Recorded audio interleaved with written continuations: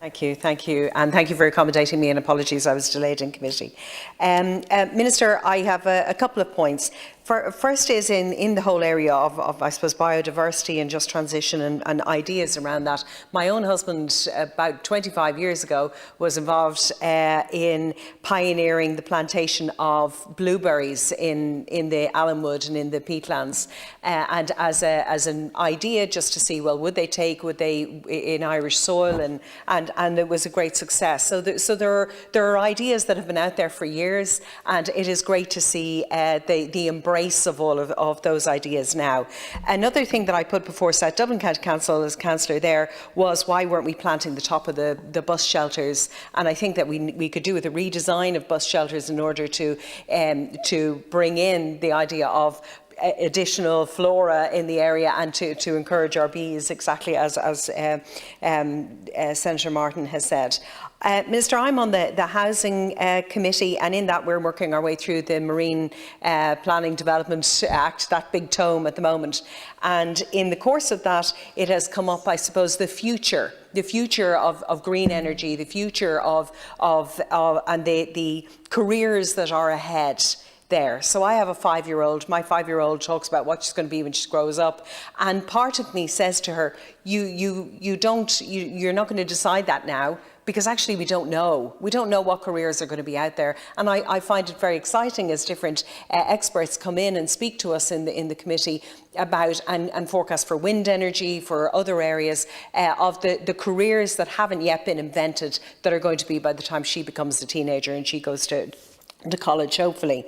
But what it does bring to mind is that we need an education programme and a vision casting programme in the schools, so that our young people, who already are the visionaries and who are already challenging us in the here and now, in our use and our recycling, and in everything to do with our carbon use, but that they also need a vision for those sort of careers that lie ahead of them, and what they might do with that.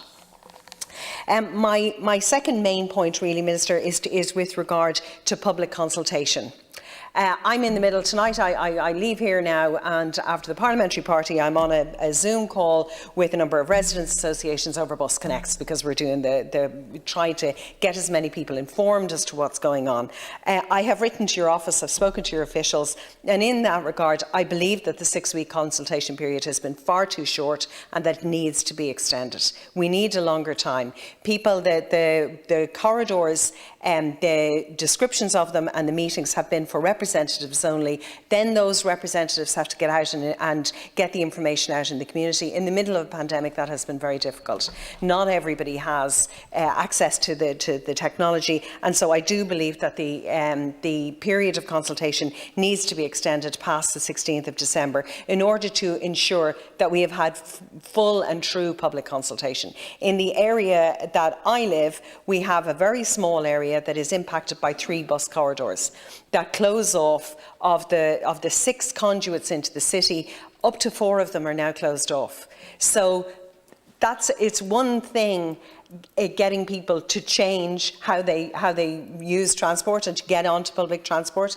It's another thing then to have to I suppose, deny them the opportunity to understand it, to speak about it. I hosted a meeting on last Monday evening, and in the course of that meeting, I had people from all sides, very constructive, descriptions, very constructive ideas. One came up with the idea, if you're coming in from Kildare and you're coming in the M50 via Temple Oak, there won't be a park and ride, but yet you have to still get into the city. So there are things like that need to be created. So there are very positive things that can be put in. Not everything is about negativity regarding Bus Connects. There are some very positive suggestions that need to come on board. However, if we are in the last dash of public consultation on this, there have been some fairly dramatic changes around the Kimmage corridor that are closing off roads and putting all the traffic down Stanaway Road, that people need to be made aware of, and older people in the community are now going to have to travel huge areas just to get to shops. So there are things that like that need to be dealt with.